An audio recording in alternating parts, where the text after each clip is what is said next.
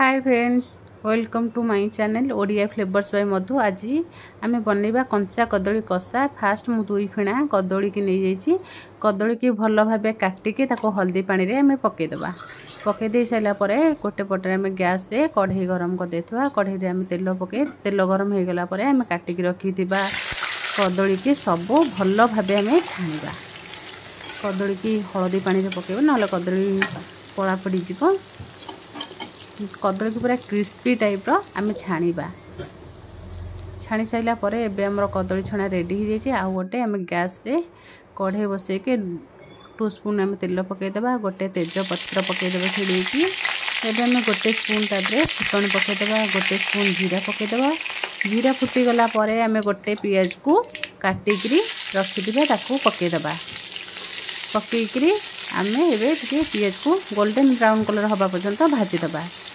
आउ गोटे पटे आम गोटे बाउल रे आम गोटे स्पून रेड चिली पाउडर, गोटे स्पून धनिया पाउडर, आधा स्पून आम जीरा पाउडर पकईदबा, आधा स्पून आम हल्दी पाउडर पकईदबा।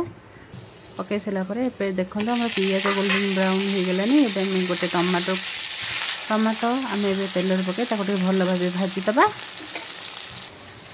बाउल रखि मसला रे गोटे कप पानी देकी पाखापाखि अध घंटा आम गोलैकी रखीदबा। गोलैकी रखी साइला परे घोड़ेकी रखीदबा। गोल साइला परे एबे देखो टमाटो पियाज पूरा गोल्डन ब्राउन हो जाए। आम 2 स्पून अदा रसुण पेस्ट को पकईकी भल भाव में कषीदबा।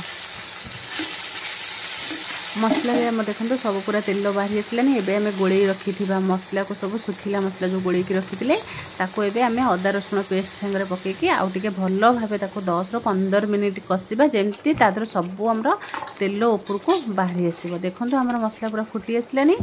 मसला भी पूरा सुखा सुखा हो जाए। एबे आम काटिकी रखी कदली की तादर पकईकी भल भाव कषिबा।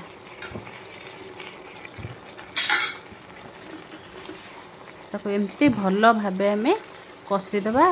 10 ରୁ 15 मिनिट घोड़े घोड़े आम कषिबा। एबे आम स्वाद अनुसार लुण पकईदबा। लुण पकईकी ताकू पूरा भलसे कषीदबा। बिल्कुल भी पानी देबेनी। आमर एमती कदली कषा मुझे घोड़े 10 ରୁ 15 मिनिट रखी देती। आमर एबे कदली कषा पूरा रेडी हो जाइए। देखो कंचा कदली कषा।